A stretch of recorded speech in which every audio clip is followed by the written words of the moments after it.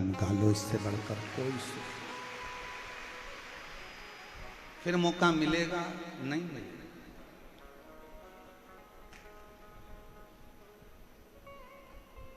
अच्छा ईमानदारी से बोलना रे जयपुर वालों, मेरी जयपुर की जीजियों, मेरे जीजाओं, मेरी बेटियों, मेरे बेटाओं, मेरी माँओं, मेरी पिता तुल्य भाई बंधु, सबको कहूँ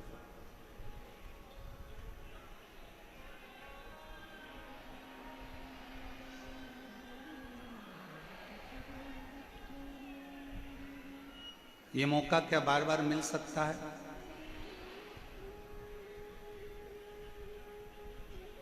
और अभी की हालत देखकर तो ऐसा लगता है कि दूसरी बार मिलना भी कठिन हो जाएगा।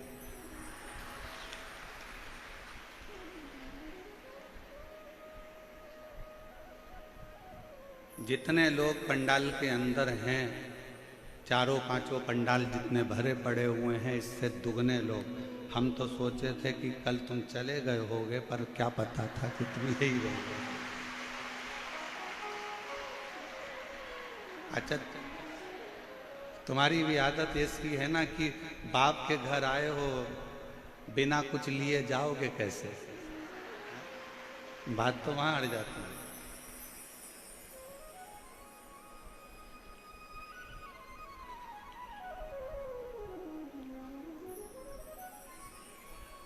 तुम्हें पता था कि कथा चालू हो जाएगी? हैं? पक्के जादूगर हो तुम लोग। पर एक बात है, मेरे गोविंद देव भगवान की ये जो पवित्र धरा है जयपुर, ये बड़ी कमाल की धरा है। ना जाने इसमें कौन सा जादू है कि वो अपने आप बंसी की तान पर कुछ ना कुछ करा ही है।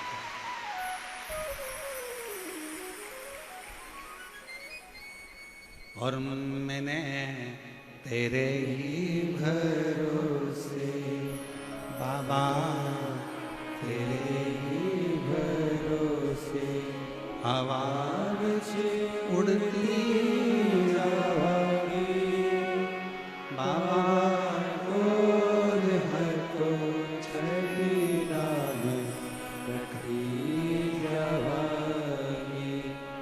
भोरे मैं तेरी पतन शंभो, मैं तेरी पतन आवाज उड़ती जावागी बाबा, डोर हथो छड़ी नाम रखी जावागी।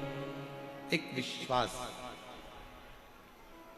दवाई एक्सपायर हो उससे पहले उसको खा लेना चाहिए, वस्तु एक्सपायर हो उससे पहले उसको खा लेना चाहिए, और मनुष्य की देह, ये शरीर एक्सपायर हो उससे पहले शंकर का नाम, शिव नाम गा लेना चाहिए। फिर मौका मिलेगा कि नहीं मिलेगा इसका कोई भरोसा नहीं।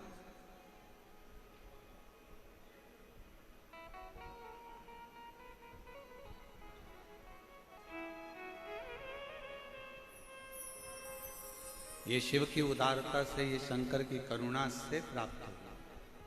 ईसर गोरा शिव महापुराण की कथा कहती है कि भगवान से रोज प्रतिदिन प्रार्थना करा कि दवा और दुख ये दो मेरी जिंदगी से कम कर देना, मेरे जीवन से ये दो चीजें कम कर देना। क्या क्या? दवा और दुख।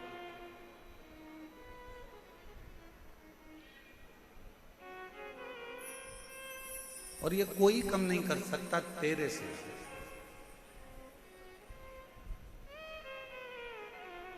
तेरी कृपा होगी तो दवा भी कम होगी, और तेरी कृपा होगी तो दुख भी कम होगी।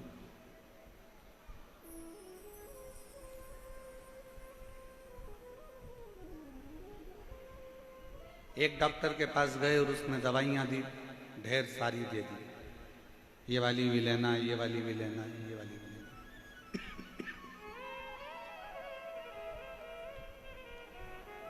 दूसरे के पास गए तो उसने थोड़ी दवाई कम कर दी। फिर एक और के पास गए तो उसने भी थोड़ी दवाई कम कम।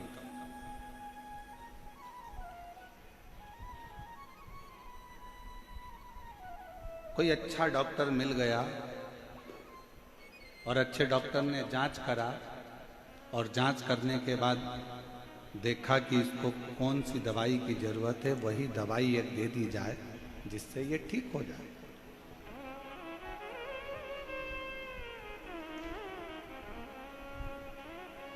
हमारे बीच में महंत श्री बाल मुकुंद दास जी महाराज विधायक महोदय यहाँ पधारे हैं। एक बार जोरदार ताली बजाकर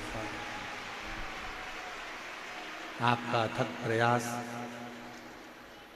आज द्वितीय दिवस की जो कथा चल रही है उसमें आपका बहुत बड़ा अथक प्रयास रहा है। एक बार जोरदार ताली।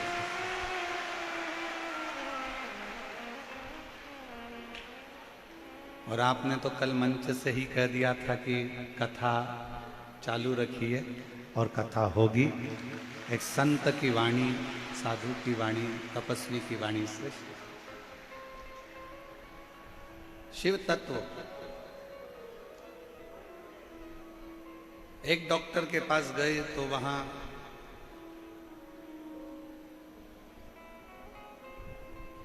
उसने कोई दवाई ज्यादा दी होगी, दूसरे ने कम दी होगी, तीसरे ने कम दी होगी। कोई स्पेशलिस्ट ढूंढा,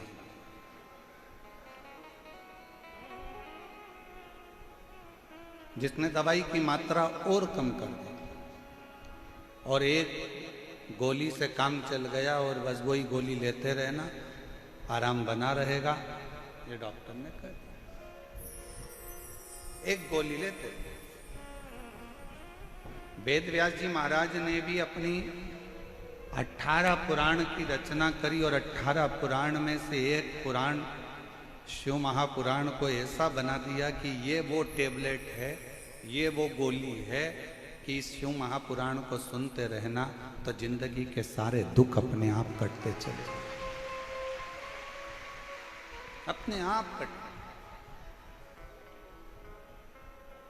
ये वो टेबलेट है। 18 पुराण में से केवल एक शिव महापुराण ऐसी है जिसमें सारे उपाय, बेलपत्र कैसे चढ़ाना, दूध कैसे चढ़ाना, काली मिर्च कैसे चढ़ाना, दुर्वा कैसे चढ़ाना, अरहर दाल की पत्ती कैसे चढ़ाना, कैसे तुलसा चढ़ाना, कैसे बेलपत्र चढ़ाना, कैसे जल चढ़ाना, कैसे धतूरा चढ़ाना, कैसे दही चढ़ाना, ये शिव महापुराण में वर्णन किया। और पूछा गया है, ऐसा नहीं कि प्रश्न नहीं करे। शिव महापुराण के 24,000 श्लोकों में 12 संहिताओं में जो वर्णन किया गया उसमें कई प्रश्न सामने आकर खड़े होते हैं। आज के जमाने के जैसी शंका नहीं है, पूर्व की शंका।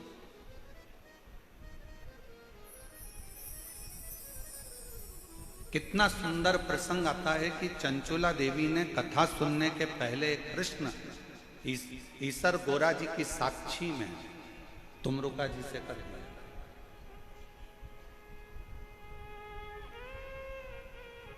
और ईसर गोरा जी की साक्षी में चंचुला देवी ने प्रश्न किया था कि एक संसार की जन्म लेने वाली एक नारी, संसार में जन्म लेने वाली एक स्त्री, संसार में जन्म लेने वाली एक कन्या, संसार में जन्म लेने वाली एक लड़की के जीवन का सबसे बड़ा धन कौन सा, कौन सा धन? एक लड़की के जीवन का सबसे बड़ा धन कौन सा है? और दुनिया के लोगों ने शिव महापुराण को अच्छे से अध्ययन नहीं करा तो उन्होंने बहुत कुछ छुपाया। कई लोगों ने तो शिव पुराण को जाना भी नहीं सही से और उस पुराण पर लोगों ने आक्षेप भी लगाया। कौन सा धन एक लड़की के लिए, एक महिला के लिए, एक स्त्री के लिए चंचुला देवी पूछती है कि एक स्त्री का सबसे बड़ा धन कौन सा है? और आप सब आश्चर्य करेंगे कि गुरुजी ऐसी बात करते हैं कि दुनिया का सबसे बड़ा धन एक लड़की के लिए, एक स्त्री के लिए। तुम रुका जी ईश्वर और गोरा जी के साक्षी में कहते हैं दुनिया का सबसे बड़ा धन एक लड़की के लिए, एक स्त्री के लिए शिक्षा है, और उससे अच्छा धन दुनिया में कोई नहीं। शिक्षा से बड़ा कौन सा धन होगा?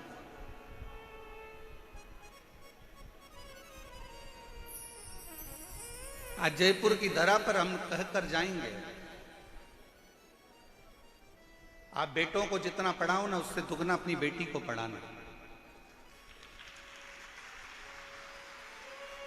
आज जयपुर की धरा से, राजस्थान की इस पवित्र भूमि से हम कहकर जाएंगे तुम बेटों को जितना अध्ययन कराओ उससे दुगना बेटी को पढ़ाना। और याद रखना, बेटी की शादी जब करो ना तो कन्यादान देने की जरूरत ना पड़े, बेटी को शिक्षा का दान ऐसा देकर भेजें।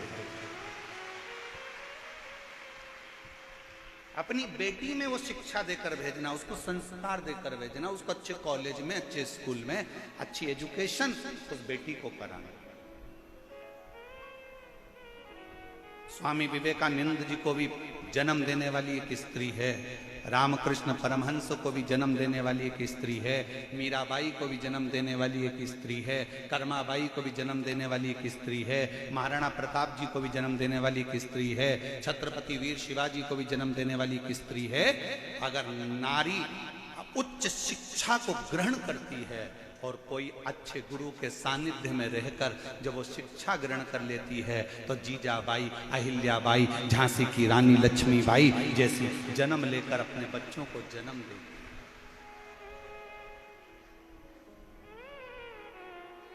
मत दो कन्यादान, तुम कुछ भी कन्यादान में तुम्हारा मन पड़े, फ्रिज मत देना, कूलर मत देना, एसी मत देना, डनलप का गद्दा मत देना, सोफा सेट मत देना, पलंग मत देना, तुम बेटी की कन्यादान में कुछ मत देना। पर बेटी से निवेदन है कि आप अपनी बेटी को इतना पढ़ाओ, इतना अध्ययन कराओ, इतनी विद्या अध्ययन कराओ कि उसको उसकी शिक्षा ही उसका कन्यादान, उसकी शिक्षा उसका कन्यादान। क्या है रतन। ईश्वर गोरा जी की साक्षी में जरा विचार करिएगा, कितना सुंदर प्रसंग आया है। आपको मालूम है कन्याकुमारी गए हो कभी? कौन कौन गया? हाथ उठाओ जरा। गए हो? कन्याकुमारी में कन्याकुमारी माता का मंदिर है कि नहीं? जम के बोलो जरा, है ना? क्यों है? किस लिए? ये शिव महापुराण की कथा कहती है, जब बाणासुर ने पार्वती जी के भाई को गलत संगत में लेकर चले गया, और गलत संगत में पार्वती जी के भाई को जब गलत संगत में लेकर गया और उसको गलत संगत में डालकर एक दिन माता पार्वती के भाई हिमालय राज के पुत्र का जब संहार कर दिया, संहार कर दिया। उसने नहीं मारा, पर उसने अपनी चाल से, अपनी रचना से उसने पार्वती जी के भाई को मरवा दिया, हिमालय राज के पुत्र को मरवा दिया।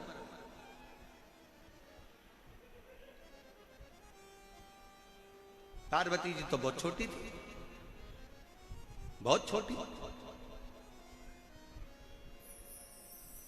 पार्वती जी ने 6 वर्ष की अवस्था में अपनी माता मैनावती से पूछा, मां मेरा भाई मारा गया। मां, पिता हिमालय राज, मैं जाकर स्वयं बदला लूंगी। हिमालय राज ने कहा, बदला लेने के लिए केवल पराक्रम की या बहुत वीरता की जरूरत भी नहीं होती, बदला लेने के लिए थोड़ी बुद्धि की भी जरूरत होती। अभी कई लोग सोशल मीडिया पर डाल रहे हैं कि 10 दिन निकल गए, 8 दिन निकल गए, बदला लेना था, पाकिस्तान से बदला लेना था, बदला लेना था। लिया जाएगा, जल्दीबाजी में नहीं। एक युद्ध बम और गोले से लड़ा जाता है और एक युद्ध बुद्धि से लड़ा जाता है।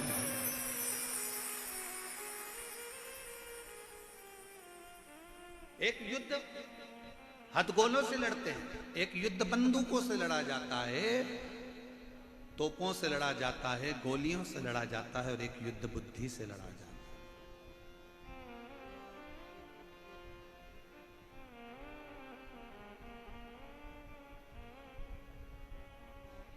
बुद्धि से। पार्वती जी ने पूछा अपने पिताजी से, मेरे भाई की हत्या का बदला मुझे लेना है, मैं कैसे लूं? तो भगवान हिमालय राज के शब्द एक एक घर की महिलाओं के चित्त वृत्ति में और एक एक घर के पुरुष की चित्त वृत्ति में बैठना चाहिए। ये शिवपुराण का शब्द महाराज जी ने व्यासपीठ से जयपुर में कहा था, ये शब्द आपकी बुद्धि में रहना चाहिए। मैं अपने भाई की मृत्यु का बदला कैसे लूं? पिताजी से पूछा गया मां मैनावती से।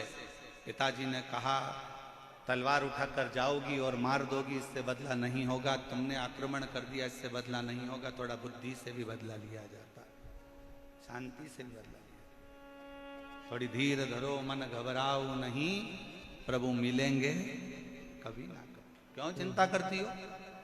काहे के लिए सोचना? क्यों विचार करना? आएगा, थोड़ा इंतजार करो। हिमालय राज ने माता पार्वती जी को, स्वयं ने मां जगत जननी जगदम्बा माता पार्वती जी को अपने नाना के घर भेज दिया।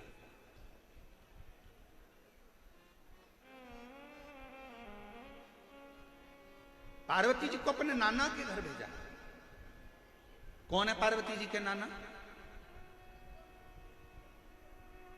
मैनावती के पिताजी कौन है? पितृलोक में रहने वाले पितर, क्योंकि पितरों की 3 लड़कियां थी, मैना, धन्या और कला। विद्येश्वर संहिता शिव महापुराण में वर्णन किया गया। पितरों की 3 कन्या मैना, धन्या, कला बैठी हुई थी। उठी, सनकादि ऋषि तप कर रहे थे और वहीं से निकल कर चली गई। उनका जो लहंगा था उसमें रतन जड़े हुए थे। वो रतन जड़ने के कारण सनत कुमारों की जंघा पर चोट लगी, और जंघा पर जब चोट लगी तो वो जंघा छिला गई। सनत कुमार को क्रोध आ गया और उन्होंने क्रोध में आकर कह दिया कि तुम पितरों की 3 बेटियां हो, पितृलोक में रहती हो, और पितरों के धाम में रहने के बाद भी, जहां इतनी शिक्षा है, जहां इतना अध्ययन है, और वहां रहने के बाद भी तुम मेरा अपमान कर दी। मैं तुम्हें श्राप देता हूं कि तुम मृत्यु लोक में जन्म लोगी, तीनों की तीनों मृत्यु लोक में जन्म। तो तीनों ने क्षमा मांगी, हमको क्षमा कर, हमारा कल्याण कैसे होगा? तो कहा, तुम तीनों पृथ्वी पर तो जन्म लोगी, पर तुम तीनों की गोद में 3 देवियां खेलेंगी। मैना की गोद में पार्वती जी खेली, धन्या सुनैना बनी जिनकी गोद में सीता जी खेली, कला कीर्ति बनी जिनकी गोद में राधा जी खेली। ये 3 कन्या 3 देवियों की गोद में खेली। और कथा के दूसरे दिन आपको कहा था कि बच्चों का सबसे बड़ा शिक्षा का केंद्र अगर कहीं पर है तो घर के बुजुर्गों के पास में है। दादा दादी अपने पोता पोती को सिखा देते हैं अगरबत्ती पकड़ना, दादा दादी अपने बच्चों को सिखा देते हैं पोता पोती को आरती करना। भले दादा दादी कुछ नहीं दें अपने पोता पोती को, पर मेरा निवेदन है, जितने बाहर रहते हो, जितने पुणे मुंबई में रहते हो, जितने दूर दूर देश में रहते हो, उनसे निवेदन है, साल में कम से कम एक बार अपने को अपने गाँव जरूर आना चाहिए और अपने दादा दादी के पास अपने पोता पोती को जरूर रखना चाहिए। शिक्षा का केंद्र बिंदु है घर के बुजुर्ग, नाना नानी, दादा दादी। बच्चों को साल में एक बार नाना नानी के घर पे भी जरूर लेकर जाओ, बच्चों को एक बार दादा दादी के पास जरूर लेकर जाओ। वो बैठेंगे, दादा दादी कुछ नहीं देंगे तो उनको सिखाएंगे। दादी पलंग पर सो जाएगी और बच्चे से कहेगी, पोते से, छोटा सा पोता है 3 साल का 4 साल का, और इतने से पोते से दादी कहेगी, चल मेरे पांव दबा।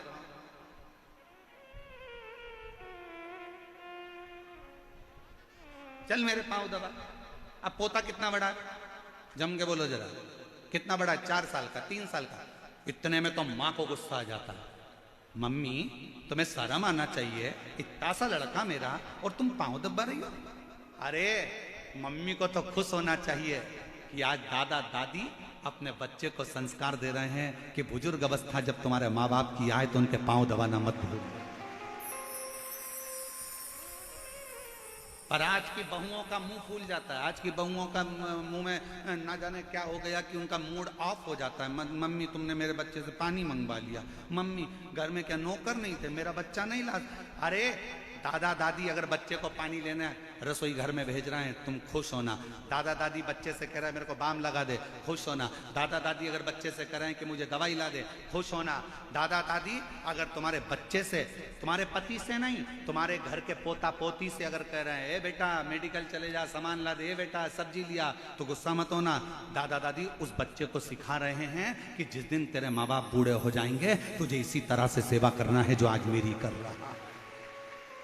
पर हमारी रीत उल्टी हो गई साहब, हमने उल्टा सोचना चालू कर दिया। मम्मी मेरे बच्चे को काम मत बता, मम्मी मेरे बच्चे को काम मत बता। वो जेठानी का बच्चा उसको बताओ, देवरानी का बच्चा उसको बताओ, मुझे मेरे बच्चे को मत बताना। मेरे बच्चे से पाँव दबरी। छोटे से बच्चे को दादा दादी नाना नानी काम बताएं, तुम प्रसन्न होना, वो समझाएं प्रसन्न होना, क्योंकि नाना नानी और दादा दादी आपके बच्चे को कुछ नहीं देंगे तो अच्छा संस्कार जरूर देकर जाएंगे और वो आपको श्रेष्ठ बनाकर। बुरा मत मानिए। और यहां अगर कोई जीजियों को मेरी बात का बुरा लग रहा हो तो मैं क्षमा चाहूंगा इस बात के लिए। अगर हमारी वाणी से अगर आपको ठेस पहुंच रही हो ना तो क्षमा चाहूंगा। पर निवेदन है दादा दादी के पास, नाना नानी के पास बच्चों को लेकर जाए, लेकर जाए जरूर। उनको जो शिक्षा मिलेगी वो दुनिया में कहीं नहीं मिलेगी। शिव महापुराण की कथा कहती है पार्वती जी को उनके नाना जी के घर शिक्षा ग्रहण करने के लिए भेजा था। अगर तो कोई तुमसे पूछे कि पार्वती जी के गुरु कौन थे तो कह देना उनके नाना नानी। पितरलोक में जो विराजमान थे वो उनके नाना नानी स्वयं गुरु थे पितृलोक में।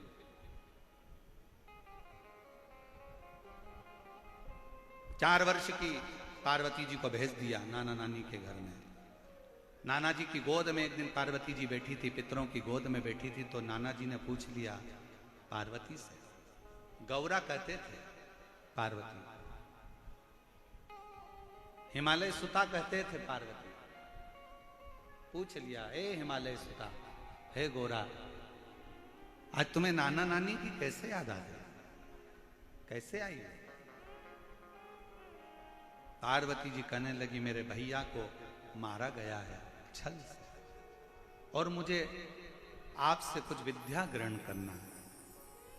कहा क्या विद्या चाहिए? चलो मैं तुम्हें लेकर चलता हूं। पितृ लेकर गए और समुद्र का वो पवित्र तट पर बिठाकर जो शिक्षा देना प्रारंभ करा, कुंवारी अवस्था में जो शिक्षा मिली वहीं पर कन्या कुमारी के रूप में मेरी मां जगत जननी दुर्गा भवानी विराज, शिक्षा की देवी के रूप में बल मिला। आखिरी में भाई का बदला तलवार से नहीं लिया गया, आखिरी में तलवार से बदला नहीं लिया गया, केवल वाणी से बदला ले लिया। वाणी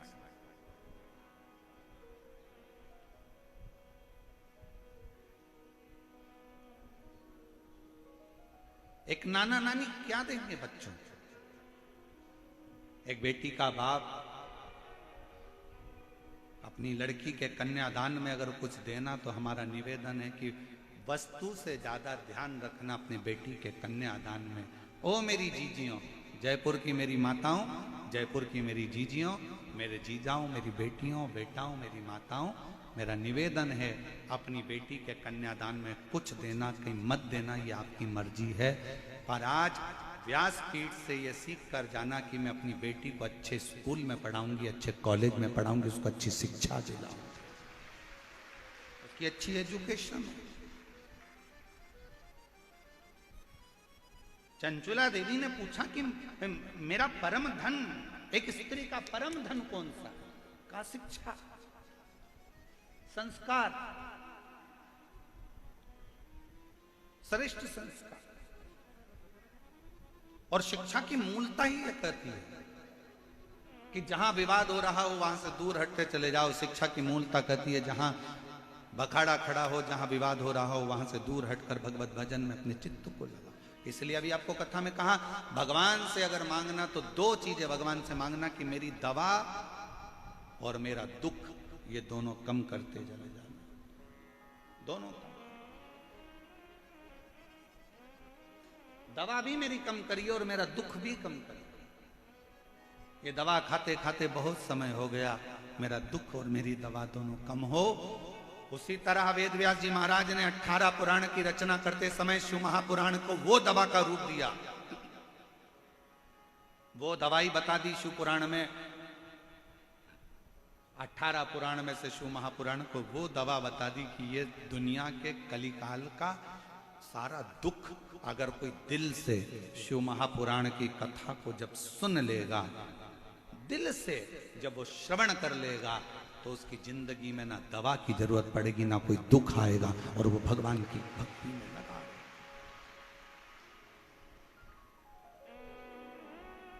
जरूरत। कई लोग प्रश्न खड़ा करते हैं महाराज, बहुत सारे प्रश्न आते हैं, इतने प्रश्न खड़े करते हैं लोग। महाराज जी इतना इतना प्रश्नों का वर्णन है। एक व्यक्ति ने प्रश्न करा बिहार में, अब बिहार तो बिहार ही है, तो वहां प्रश्न खड़ा कर दिया कि तुम कहते हो भगवान भगवान भगवान, भगवान तो दिखता ही नहीं है, भगवान तो नजर ही नहीं आता, कहां है भगवान, कहां है ईश्वर, वो दिखता ही नहीं। हम कहते हैं वो दिखता नहीं है तो भी वो दुख हर लेता। आप सबने परीक्षा दी है, अरे बोलो तो जम के, कोई ना कोई परीक्षा तो दी होगी। परीक्षा हॉल में बैठते हो तो किताब दिखती है, जम के बोलो जरा। विज्ञान, गणित, अंग्रेजी, हिंदी, जिसका भी तुम एग्जाम देने के लिए बैठे हो, देखकर लिखने देते हैं, जम के बोलो जरा। नहीं। सामने किताब होती है, नहीं। 20 क्वेश्चन होता है, नहीं। सामने कोई बुक होती है, नहीं। क्या करना पड़ता है? बिन देखे लिखना पड़ता है। जब बिन देखे लिखोगे तो रिजल्ट जो आएगा वो तुम्हारे पक्ष में आएगा। और मान लो सामने किताब रख ली और तुम लिखने बैठ गए तो क्या कहलाओगे? नकल चोटे, और तुम्हारा फॉर्म भरा जाएगा और तुम्हें परीक्षा से निकाल दिया जाएगा, तुम्हारा रिजल्ट नहीं आएगा और तुम्हें फेल मान लिया जाएगा। बोलो सही है कि गलत है? अगर तुमने देखकर लिखा तो तुम्हारा रिजल्ट बिगड़ गया। तुमने बस, तुम्हारे सामने किताब नहीं है, कुछ नहीं है, सामने कोरी कॉपी है और तुम उस कोरी कॉपी पर अपना याद किया हुआ लिख रहे हो, उसको याद कर रहे हो, तो जो रिजल्ट आएगा उसमें तुम पास हो जाओगे। देखकर लिखा तो नकल कहलाएगी, तुम्हें निकाल दिया जाएगा। अगली परीक्षा में बैठना, 1 साल तक तुम परीक्षा नहीं दे पाओगे, तुम फेल हो जाओगे। लोग कहते हैं तुम्हारा भगवान दिखता नहीं है, हम कहते हैं वो दिखेगा तो फेल हो जाओगे, अगर नहीं दिखता तो पास हो जाओगे। वो नहीं दिख रहा है तो पास हो, उसको याद करो। परीक्षा हाल में याद किया जाता है, साइन थीटा से कॉस थीटा पर कैसे जाना है, कैसे क्या करना है, ये ध्यान दिया जाता है।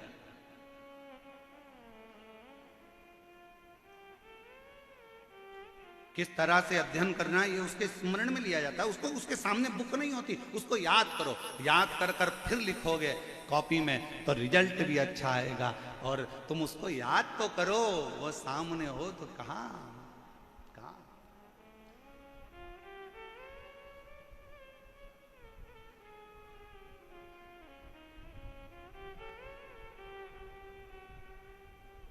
वो कहते हैं ना, बस एक आस उससे बंधी होना चाहिए। एक आस, एक आस उससे बंधी।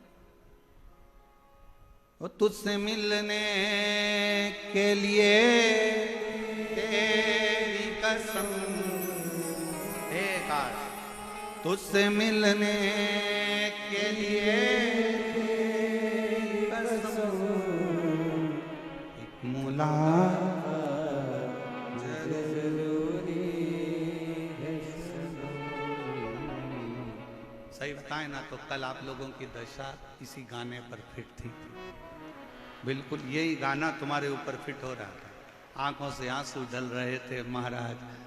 3 दिन 4 दिन की कथा और बाबा हो दशा। बोलो कल आप लोगों ने कई जीजियों के आंख में ऐसे आंसू देखे होंगे जिनको कभी रोते नहीं देखा। वो भी कल शिव के लिए रो रहे थे। वो भी कल शिव के, उनकी आंख में जल भरा। कितनी वो कहा कितनी बेचैन हूं मैं यार से मिलने के। कितना कितना भीतर से उस परमात्मा को याद किया है। उस परमात्मा को याद किया, इतना याद किया उस परमात्मा को। बस इसीलिए सामने अगर कोई नहीं भी है उसका स्मरण कर लो, दिल से उसको पुकार लो। श्री शिवाय नमस्तु, श्री शिवाय नमस्तु, श्री शिवाय नमस्तु, श्री शिवाय नमस्तु, श्री शिवाय नमस्तु, श्री शिवाय नमस्तु। उसको मात्र याद करो। शिव महापुराण का एक चरित्र बड़ा सुंदर है। 12 ज्योतिर्लिंग में से एक ज्योतिर्लिंग को जागृत ज्योतिर्लिंग कहा जाता है। कौन सा ज्योतिर्लिंग? जागृत। और वो जागृत ज्योतिर्लिंग किसको कहते हैं? तो कहा बाबा केदारनाथ जी को। मेरे केदारेश्वर बाबा को जागृत ज्योतिर्लिंग कहा जाता है। इसके प्रमाण कितने हैं? प्रमाण कितने? भविष्य पुराण का एक संवाद बड़ा सुंदर है जागृत ज्योतिर्लिंग का, स्मरण करिएगा जरा। भविष्य पुराण में वर्णन किया गया, बड़ा सुंदर व्याख्यान कहा गया। एक शिव का कोई भगत पैदल अपने गांव से चलकर बाबा केदार का दर्शन करने गया। बाबा चला अपने गांव से, शंभो शंभो शंभो शिव शंकर बम बम बोले, हर हर बोलता बोलता चला। रास्ते में पैदल पैदल। अब तो यात्रा बसों से होती है, हेलीकॉप्टर से होती है, गाड़ियों से होती है, ट्रेनों से होती है। पहले लोग चारधाम करने अपने घर से पैदल चले जाते थे। पैदल चले, शिव का नाम लेकर चला। और भक्त जब भगवान शंकर का नाम लेकर जय केदार जय केदार जय केदार केदार केदार जय केदार केदार केदार जय केदार जय केदार जय केदार जय केदार चल।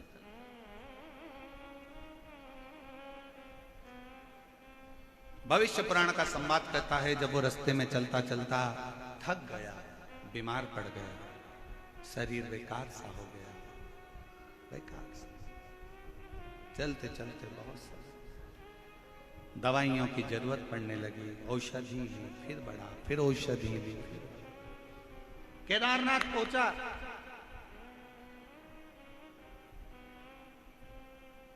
नीचे वाले कह रहे हैं जल्दी जाओ, आज केदारनाथ जी का कपाट बंद होने वाला, जल्दी जाओ। तेज चल रहा है। केदार बाबा के मंदिर के प्रांगण में पहुंचने के लिए दौड़ पड़ रहा है, हाँ भरा रही है, औषधि शरीर को दे देकर चला रहा है। और केदारनाथ के मंदिर से कुछ ही दूर पर पहुंचा था और फिर बीमार पड़ गया, फिर औषधि की जरूरत पड़ गई, औषधि ली, फिर बढ़ गया। जब दरवाजे पर पहुंचा तब तक तो केदारनाथ का कपाट बंद हो चुका था, ताला लग गया था, चाबी चल दी थी। डोली, पंचमुखी डोली बाबा की निकल कर चल गई। पूछा भैया मुझे केदार बाबा का दर्शन करना है, बहुत दिनों से पैदल चलकर आया, मुझे केदार बाबा का दर्शन करा दो भैया। औषधि ले लेकर चला हूँ, पैदल चलता चलता अपने गांव से यहाँ आया हूँ। मेरे पास वाहन का पैसा भी नहीं था भैया, मैं पैदल आया हूँ। कपड़े भी इतने नहीं है भैया, मुझे ठंड भी बहुत लग रही है, मुझे केदार का दर्शन करा दो। कोई नहीं सुनते, सब पालकी लेकर निकल गए।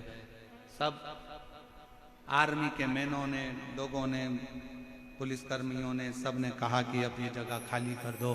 केदारनाथ पूरा खाली, पूरा खाली था।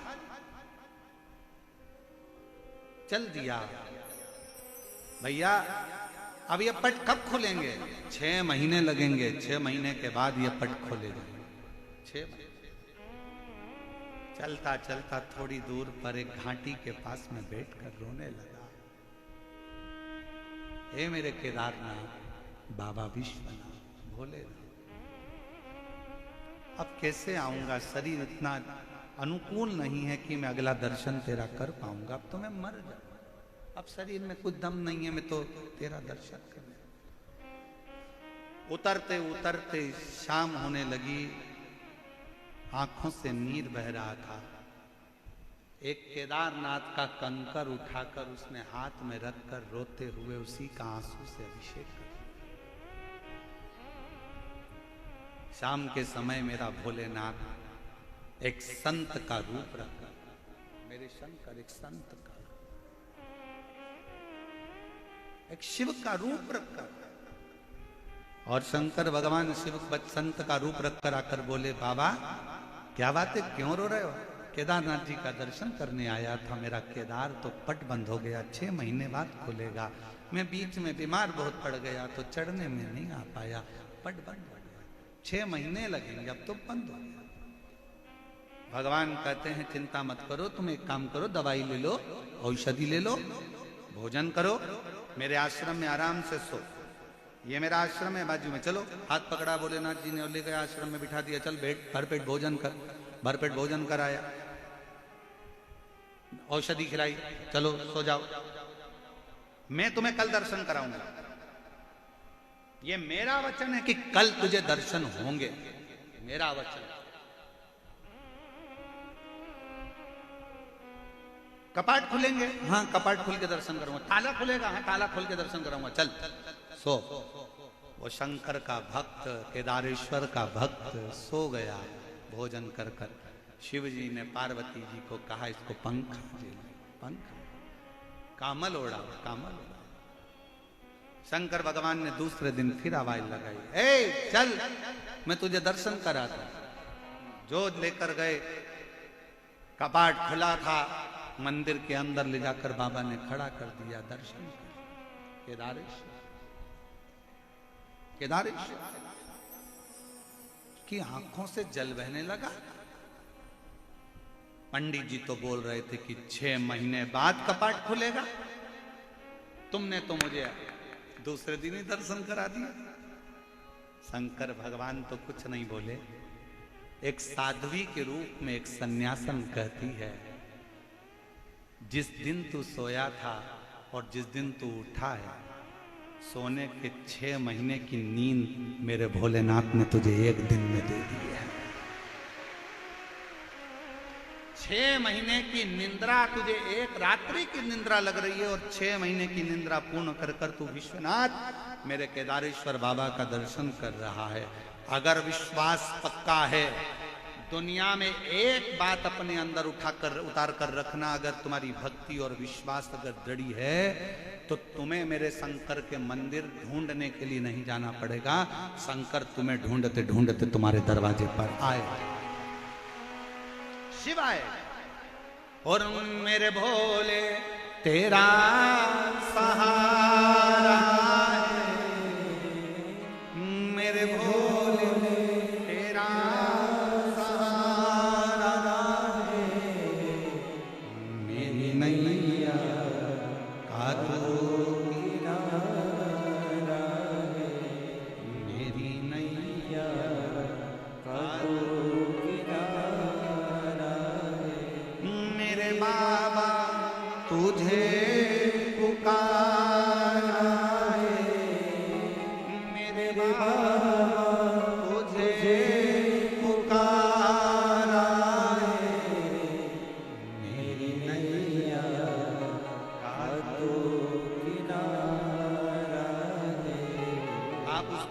नामते रहो, श्री शिवाय नमस्तुभ्यम बैठकर जपते रहो, तुम उसको पुकारते रहो, तुम उसके दरवाजे तक जाते रहो, तुम उसकी चौखट का स्मरण करते रहो।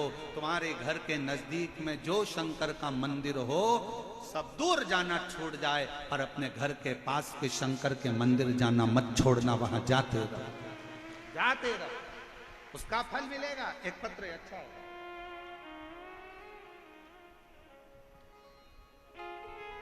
भौरी देवी पत्नी श्री राधेश्याम टेलर, नाम्बा सिटी, जिला डीडवाना। मेरा मोबाइल नंबर ये है, कहीं बैठी हो हाथ हिला सकती हैं, और अगर बैठी हो तो बेलपत्र लेने के लिए आ सकती हैं। भौरी देवी पत्नी श्री राधेश्याम टेलर, नाम्बा सिटी, जिला डीडवाना। मेरा मोबाइल नंबर ये है। मैं व्यासपीठ पर विराजमान भगवान शिव को नमन करते हुए प्रणाम करती हूँ। पंडाल में बैठकर शिव महापुराण की कथा सुनने का क्या फल है, शिव जी के मंदिर में झाड़ू और पोछा लगाने का क्या फल है, शंकर को एक लोटा जल चढ़ाने का क्या फल है, बताना चाहता हूं। मेरा बेटा मुकेश कई सालों से सरकारी नौकरी के लिए प्रयास कर रहा था, संयोगवश सफलता हाथ नहीं लगी तो वह हताश हो गया। हताश होकर बोला, मम्मी अब मैं एग्जाम नहीं दूंगा। मैंने अपने बेटे से कहा कि वो टीवी पर महाराज आता है प्रदीप मिश्रा, वो अपनी कथा में कहता है कि संघर्ष का जीवन है, इसमें हारना नहीं है, परिश्रम पूर्ण करो, शिक्षा पूरी करो, खूब मेहनत करो, 4 गुना पढ़ाई करो, आखिरी में शिव जी के मंदिर में एक लोटा जल चढ़ाते रहो, झाड़ू लगाते रहो, पोछा लगाते रहो। मेरे बेटे ने 2023 में एम्स हॉस्पिटल की नियुक्ति के लिए फिर परीक्षा दी, और एम्स हॉस्पिटल की नियुक्ति के लिए परीक्षा दी। परीक्षा में बैठने से पूर्व उसने बाबा पर भरोसा करना प्रारंभ करा। आप कहते हो गुरुजी शिव जी की कथा कुछ ना कुछ देती जरूर है। मेरे बेटे ने भी मन में सोच लिया कि अब ये सीहोर वाला महाराज कहता है कि शंकर देगा जरूर। टीवी के सामने कथा सुनता, बाबा पर भरोसा करता, मंदिर जाकर झाड़ू पोछा करता, पशुपतिनाथ का व्रत करा। शायद कोई ऐसा लड़का होगा गुरुदेव। शिव जी की कृपा किसको कहते हैं? दुनिया के लोगों को एक जगह नौकरी मिलती है, मेरे बेटे ने एक फॉर्म भरा और 9 एम्स हॉस्पिटल से नौकरी का अप्लाई आया। महाराज जी 1 नहीं, 2 नहीं, 3 नहीं, 4 नहीं, 5 नहीं, 6 नहीं, 7 नहीं, 8 नहीं। आप लोग एलईडी पर पत्र पढ़ सकते हो। 8 नहीं, अर्थात 9 एम्स अलग अलग स्थानों से मेरे बेटे के लिए पत्र आया कि तुम्हारी मर्जी पड़े कि 9 एम्स हॉस्पिटल में से जो ज्वाइन करना है वो तुम ज्वाइन कर सकते। भरोसा किसको कहते हैं? शिव तत्व किसको कहते हैं? शंकर की अर्वंग भक्ति किसको कहते हैं? एक आनंदता किसको कहते हैं? एक अलमस्ती किसको? विश्वास, भरोसा। एक पत्र हो अच्छा है।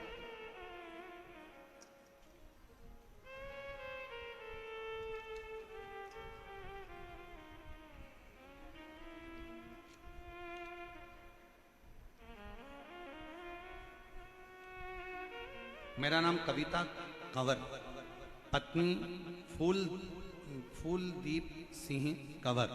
मेरा मोबाइल नंबर ये है, निवासी तुंगा, तहसील बस्सी, जिला जयपुर, राजस्थान से। मेरा मोबाइल नंबर ये है। कहीं बैठी हो तो हाथ हिला सकती हैं, एक बेलपत्र लेने आ सकती है। पत्र को एलईडी पर आप लोग पढ़ सकते। मेरा नाम कविता कंवर, पति का नाम फूलदीप सिंह कंवर। मेरा मोबाइल नंबर ये है, तुंगा, तहसील बस्ती, जिला जयपुर, राजस्थान की रहने वाली हूँ। गुरुदेव, मेरे चेस्ट में गठान हो गई थी। डॉक्टर को दिखाया तो डॉक्टर ने उस गठान की जांच के अनुकूल बताया कि ये अच्छी नहीं है, इसका ऑपरेशन करा लीजिए और उसके बाद में फिर दवाइयों के अनुसार आप चलते रहे। ये गठान तुम्हारे चेस्ट में ठीक नहीं। मैं घबरा गई। डॉक्टरों ने कह दिया कि इसके ऑपरेशन की बहुत जरूरत है। हम लोग परेशान हो गए और डॉक्टर कह रहा है कि ये गठान ठीक नहीं है, इसका ऑपरेशन शीघ्र से शीघ्र करो। तभी मेरी एक बहन ने कहा तो चिंता मत कर, टीवी पर शिव पुराण की कथा आती है, डॉक्टर से दवाई ले। सियोर वाला महाराज कहता है कि डॉक्टर भी शंकर का एक रूप होते हैं, वो जैसा बोले वैसा कर। ऑपरेशन की तारीख भी लेकर आ, दवाई भी लेकर आ। डॉक्टर ने ऑपरेशन की तारीख दे दी, दवाई लेकर आ गए और ऑपरेशन की तारीख का इंतजार करते उससे पहले मेरी जीजी ने कहा कि अपन सब सीहोर चलते हैं, वहां से कंकर शंकर की पूजन कर कर रुद्राक्ष लेकर आते। रुद्राक्ष लेकर आए, पानी में गलाते, शिव जी को चढ़ाते, पानी पीते और बाबा के मंदिर में झाड़ू लगाती, पोछा लगाती, बाबा का श्रृंगार करती और बाबा का श्रृंगार कर कर जल लेकर नंदी के पास बैठकर शिव जी से प्रार्थना कर कर पी लेती।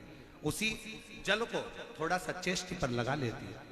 5 बार मंत्र श्री शिवाय नमस्तुभ्यम का नंदी के कान में बोलकर आती और बाबा से कहती मेरी दुख को मिटाना, बड़ी बीमारी के चांस बताएं। बाबा ने ऐसी कृपा करी, जब मैं ऑपरेशन के लिए गई तारीख पर, उस समय डॉक्टर ने देखकर कह दिया कि आपको ऑपरेशन की जरूरत नहीं है, आपकी गठान पूरी तरह से गल चुकी है, आपको ऑपरेशन की जरूरत नहीं है, गठान गल चुकी है, आप घर जा सकते। एक शिव की भक्ति, एक शंकर की कृपा और एक आपका विश्वास, आपका भरोसा।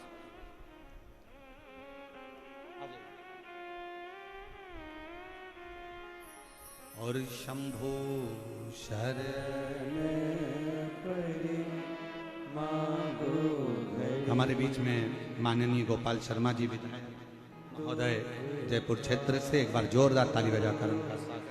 दया करी दर्शन आपो, शंभो शरण पड़े मांगो दुख काटो, दया करीन दर्शन आपो, शंभो शरण पड़े। आप जितना विश्वास शंकर पर करेंगे, शिव आपके सम्मुख में होंगे, उसका भरोसा, भरोसा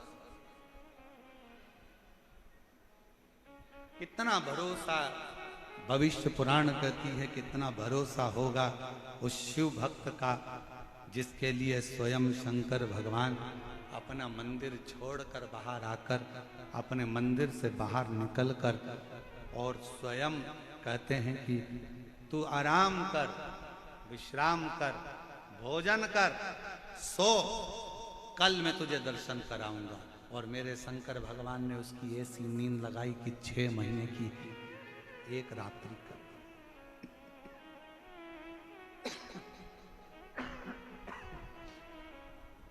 6 महीने की एक रात्रि कर दी और मेरे शंकर ने, मेरे करुणा सागर, मेरे उदार शिव ने कर। चंचुला देवी जब कथा को सुनने के लिए बैठी है, ईश्वर जी गोरा जी स्वयं यजमान बनकर कथा श्रवण कर रहे हैं और चंचुला के सामने एक प्रश्न फिर आकर खड़ा हो।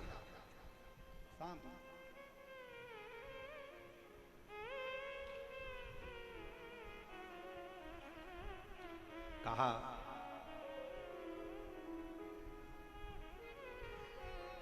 अच्छा, जब जब प्रश्न आता है ना, तब तब शिव मुस्कुराते हैं, शंकर मुस्कुराते। शायद आपको मालूम है कि नहीं मालूम, ये पता नहीं, परंतु एक बात हम बताएं ना, जब जब तकलीफ आती है ना, कष्ट आता है ना, दुख आता है ना, परमात्मा उस दुख को देखकर थोड़ा सा आनंद के साथ पार्वती जी से कहते हैं कि थोड़ा सा मुस्कुरा ले। पार्वती कहती है ये रो रहे हैं और तुम कह रहे हो मुस्कुरा ले। इनकी जिंदगी में कष्ट आन पड़ा है और तुम कह रहे हो मुस्कुरा ले। शंकर भगवान कहते हैं पार्वती जी, इसके दुख भाग्य में ढेर सारे लिखे हैं, अगर वो दुख इसके सामने आते जा रहे हैं, कटते जा रहे हैं और ये शंकर का नाम ले लेकर वो दुख काटती जा रही है, तो समझ ले कि आगे इसका रास्ता क्लियर होते चले जा रहा है, ये बढ़ते चले। क्यों चिंता करना, क्यों विचार करना, क्यों सोचना, करना। दुख आए थोड़ा सा घबराना नहीं है। कितना सुंदर कहा है जब नया रास्ता आता है, नया मोड़ आता है, नया मोड़ आया तो तुम नए रास्ते पर आओगे, फिर नया मोड़ आया, फिर नए रास्ते पर आओगे, फिर मोड़ आया, फिर नए रास्ते पर आओगे। और जितने मोड़ आएंगे नया रास्ता मिलते जाएगा और एक दिन वो मोड़ रास्ता आपको अपनी मंजिल तक छोड़ आएगा। चलते जाओ, रुकना नहीं है, बढ़ते जाओ, ठहरना नहीं है, आगे चलते जाना है, रुकना नहीं है, बढ़ते चलो, चलते चलो, बढ़ते चलो। और कृपा की ना हो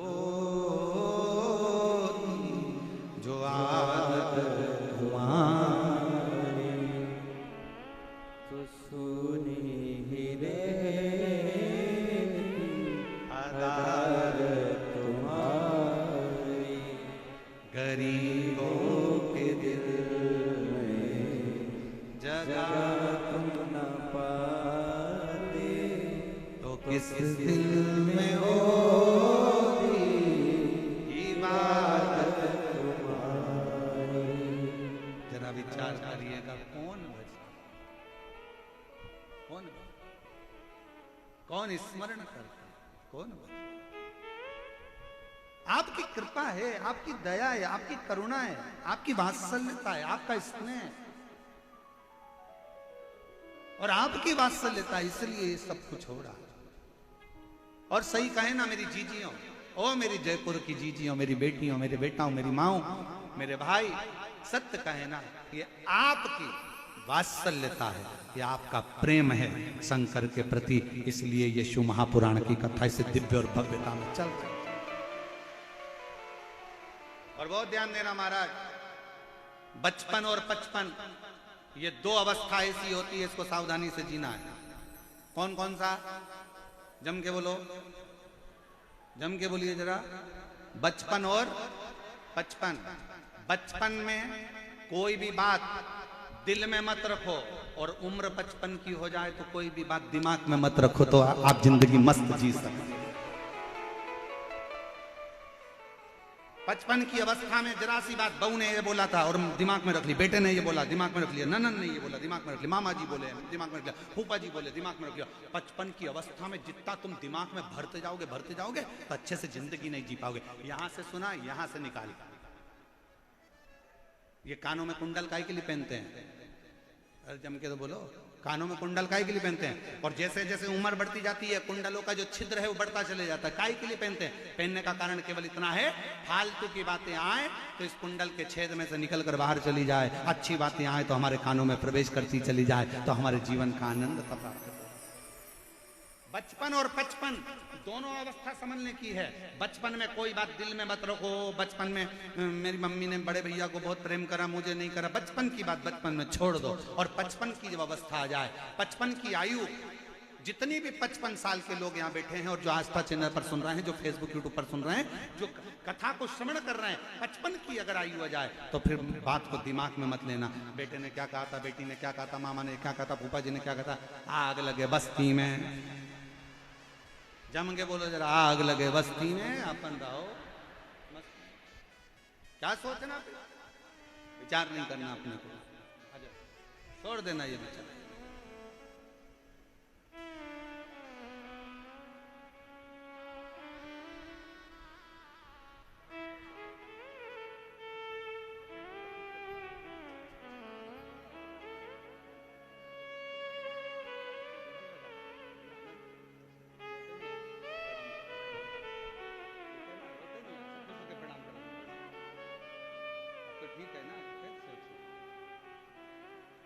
गांठ हो गई थी चेस्ट में और बाबा की कृपा से पूर्ण तरह से साफ हुई। ये शिव की कृपा है। एक बार जोरदार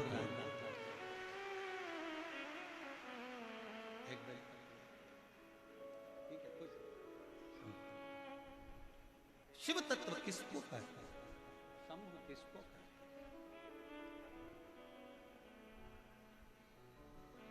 शिव कथा किसको कहते हैं? कुछ दिमाग में नहीं रखना, फालतू बातें कुछ भी दिमाग में आए ना तो छोड़ते जाओ। फालतू की बातें, बहुत सारी बातें अपनी जिंदगी में आएगी, फालतू फालतू चीजें भी आएंगी, छोड़ते जाओ, अच्छी चीज पकड़ते जाओ।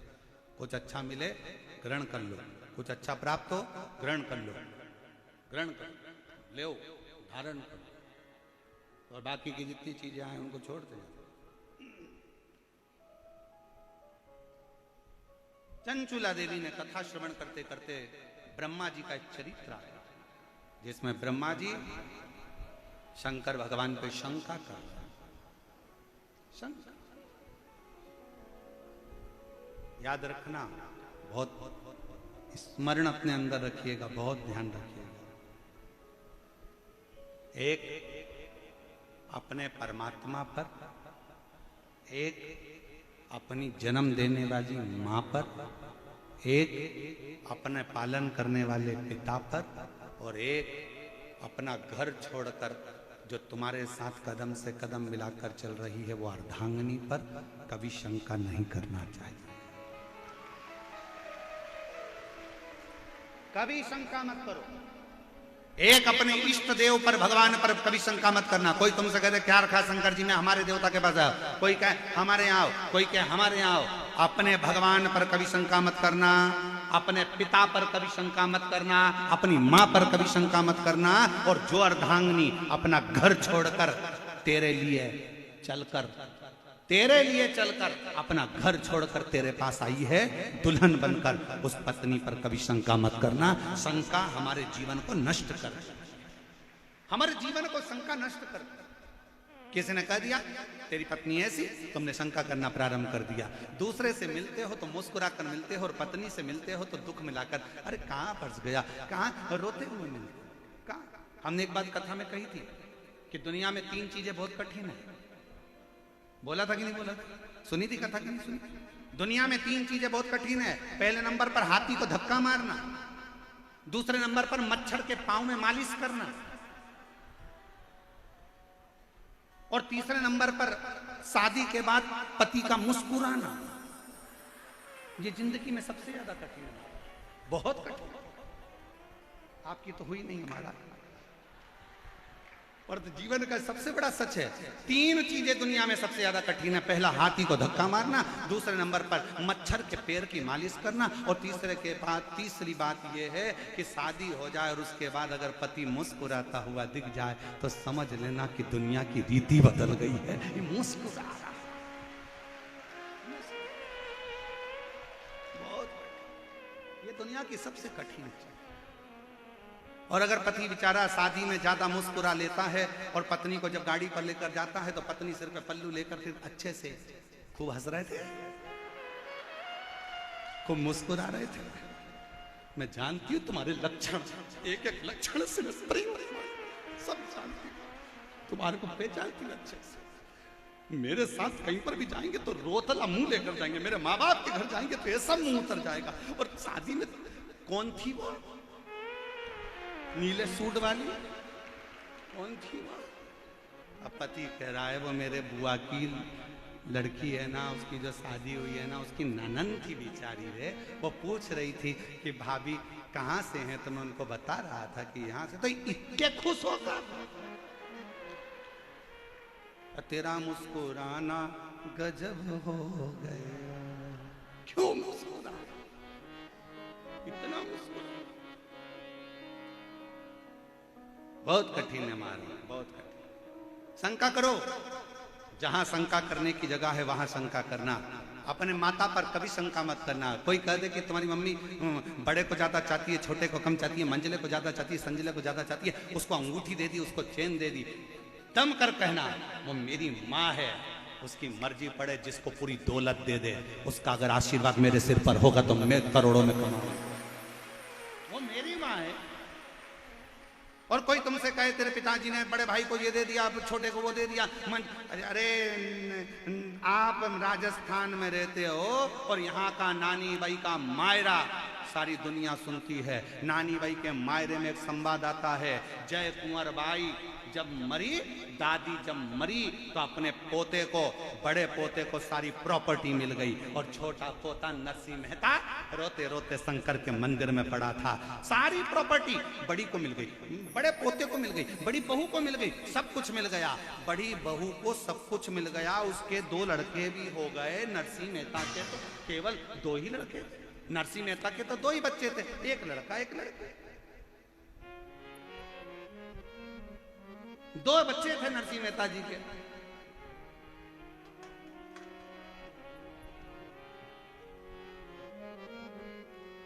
और बड़ी भाभी के यहाँ तो 2 लड़के हो गए, नरसिंह मेहता जी के यहाँ लड़की हो गई। कई लोग कहते हैं अरे लड़की किसी पैसे वाले के यहाँ हो जाती, गरीब बड़े के यहाँ लड़की होगी, बेचारा कन्यादान कैसे करेगा। अरे तुम्हारे कहने से क्या होता है कि लड़की पैसे वाले के यहाँ हो जाती। कन्यादान का मौका भगवान उसी को देता है जिसने जिंदगी में बहुत सारे यज्ञ और अनुष्ठान करे। हर किसी के यहाँ लड़की हो जाएगी क्या?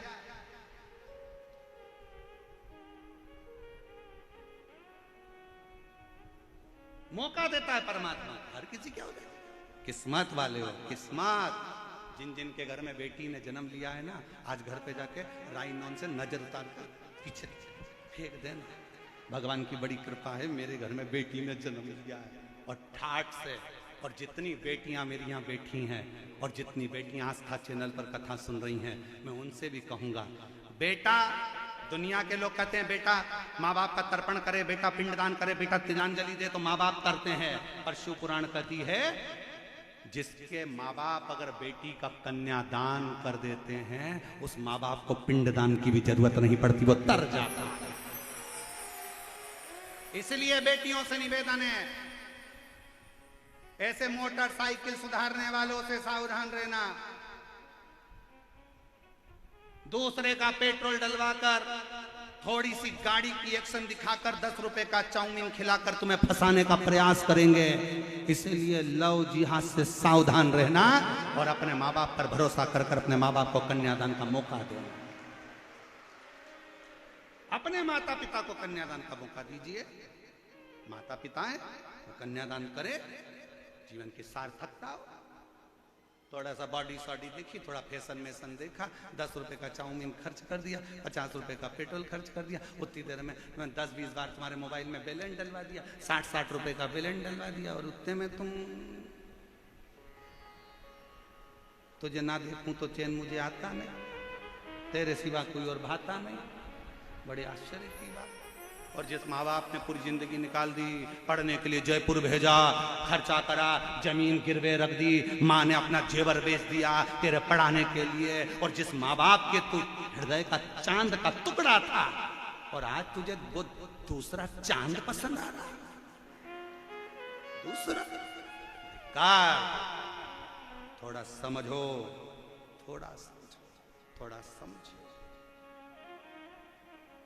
दोस्ती किसी से भी हो, पढ़ो कहीं पर भी, पर कह दो मैं अपने माँ बाप के बिना, जो मेरे माता पिता चाहेंगे वो कन्यादान करेंगे तो मैं शादी करूंगी, वरना मेरे लिए सब धूल है, सब मेरे लिए सब। क्या करना मुझको? 4% का मत करना कभी भी जीवन में। पहले नंबर पर जम के बोलो, पहले नंबर पर अपना इष्ट देव भगवान। मेरे शंकर पर मुझे विश्वास है, सब वो करेगा। मुझे भरोसा है मेरे शिव जी पर, सब वो करेगा। मैं काय को शंका करूं? एक पत्र है, वो देखा।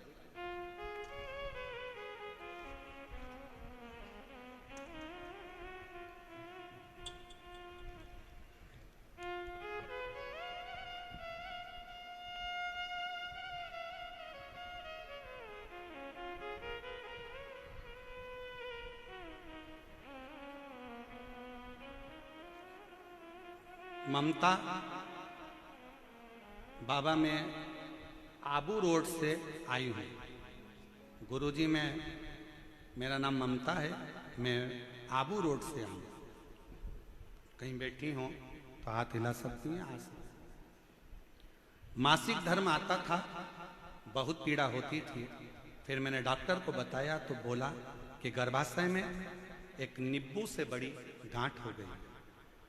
दूसरे डॉक्टर को बताया तो वो बोला कि नींबू जितनी गांठ है इसको निकलवाना पड़ेगा। तीसरे डॉक्टर को बताया तो उसने भी यही बोला कि इसका ऑपरेशन कराना पड़ेगा। चौथे डॉक्टर के पास गई, उसने भी यही बोला कि गांठ सेब जितनी बड़ी हो गई है, इसको निकालना।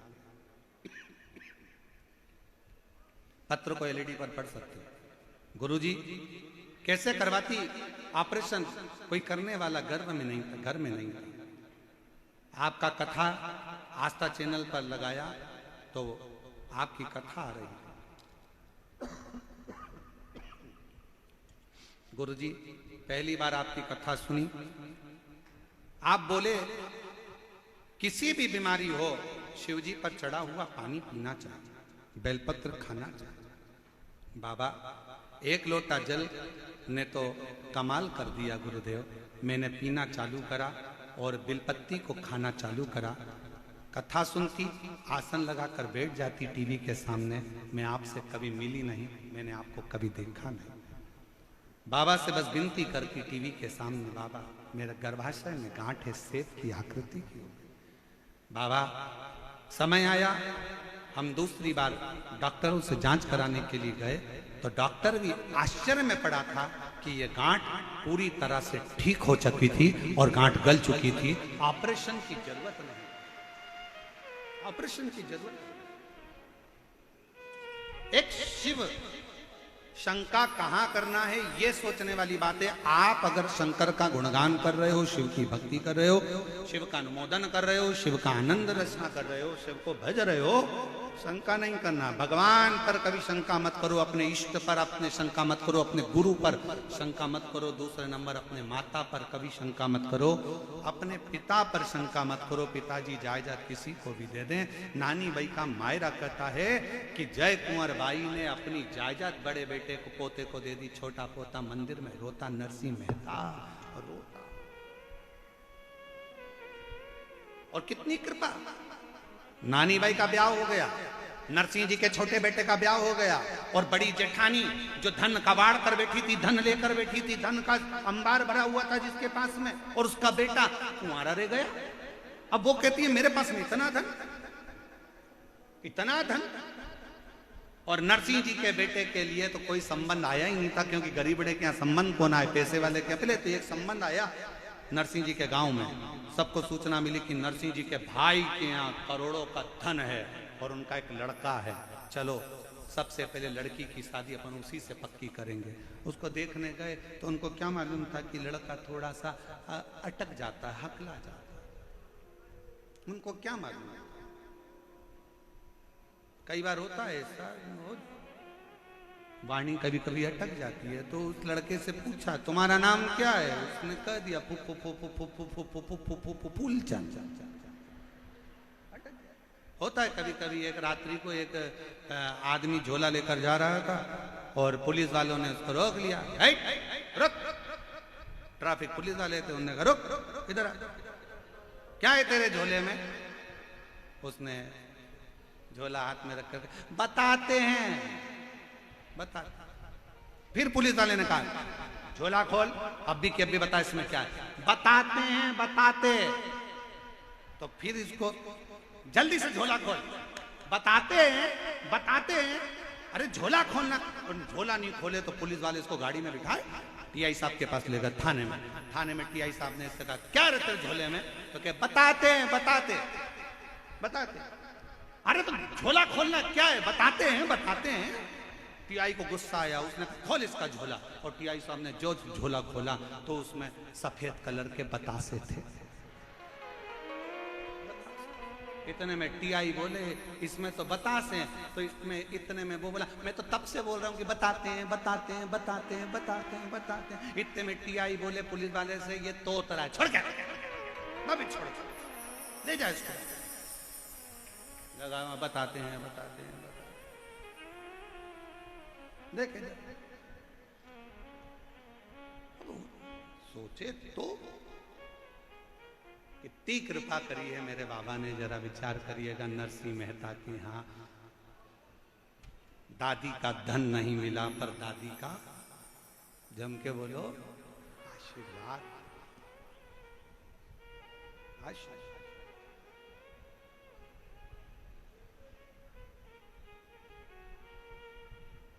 बस बहुत।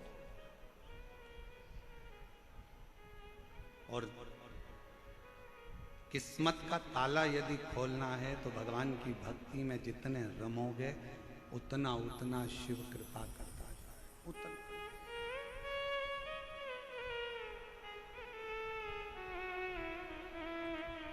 और श्री शिवाय नमस्तुभ्यं तुम बोलते चलो, श्री शिवाय नमस्तुभ्यं किस्मत का ताला,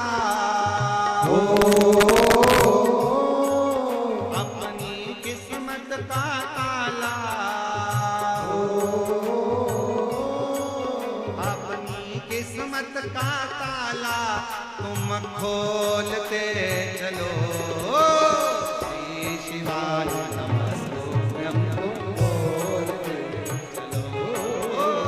श्री शिवाय नमस्तुभ्यं तुम खोलते चलो।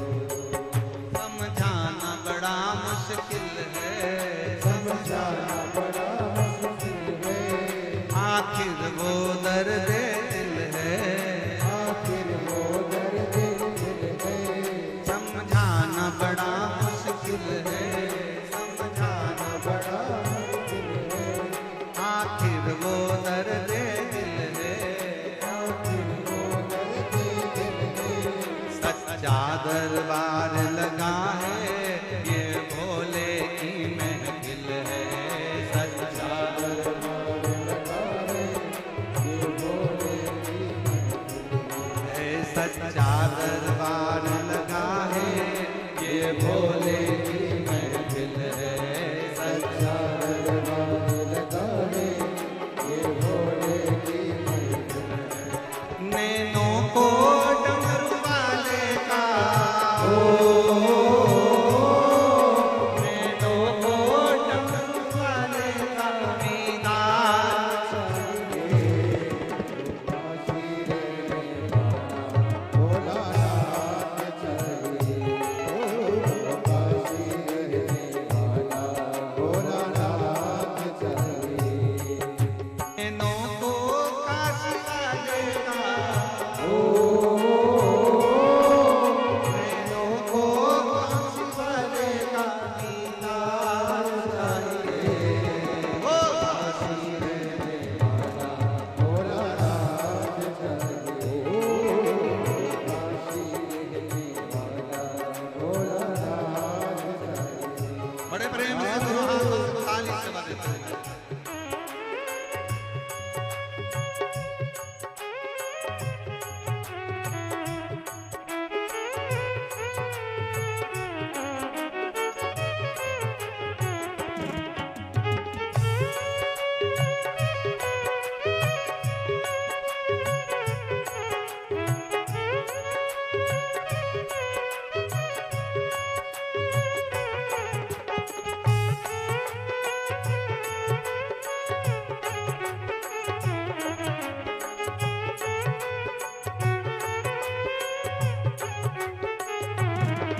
हमारे बीच में जल्दीपुरा गोवर्धन नाथ जी के मुखिया जी पधारे हैं, डाकघर वाले, एक बार जोरदार ताली बजाकर स्वागत।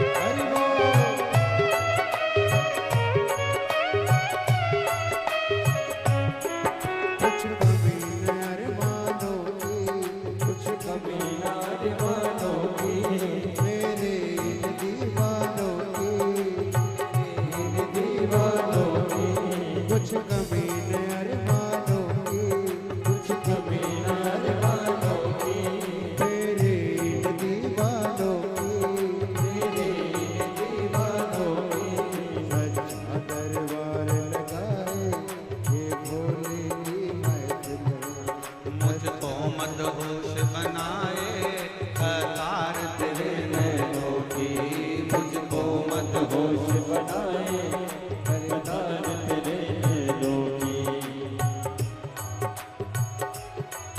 नैनों को काश वाले का, नैनों को काश वाले का, नैनों को डमरू वाले का दीदार चाहिए। वो काशी रहने वाला भोलानाथ चाहिए, वो काशी रहने वाला भोलानाथ चाहिए।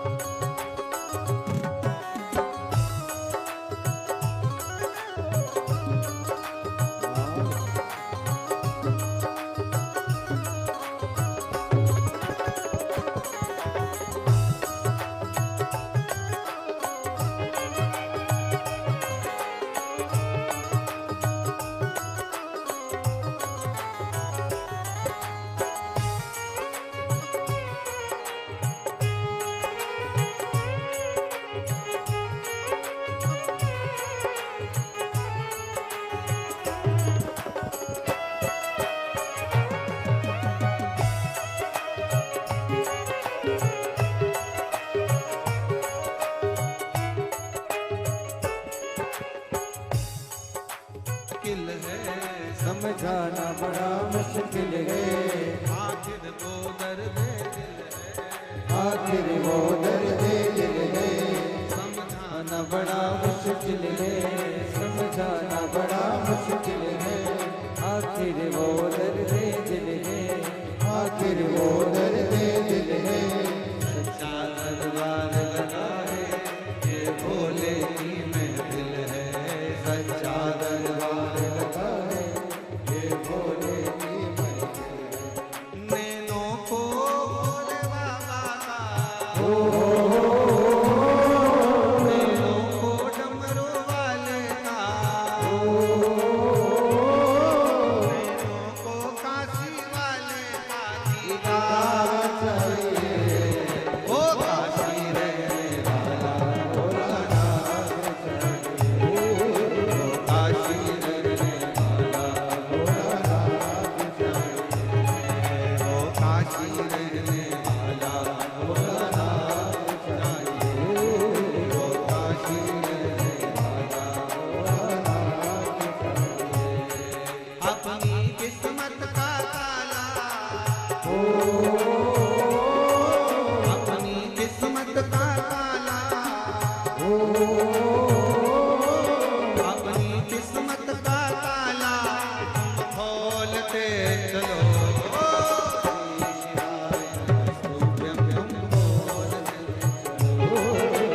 श्री शिवाय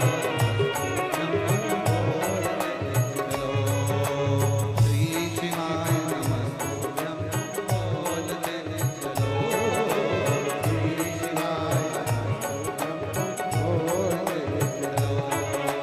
श्री शिवाय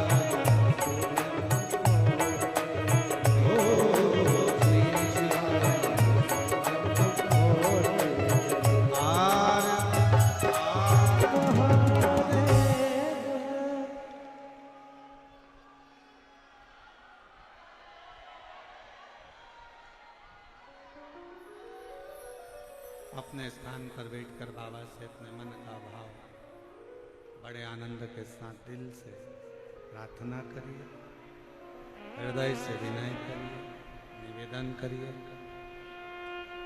शिव जी को विनय करिए, जहाँ जगह मिले वहाँ बैठकर बाबा को अपने मन की बात कहिए।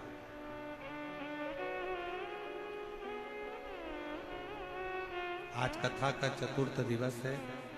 दिल से बाबा को विनय निवेदन भाव से सब साथ में बोलिएगा।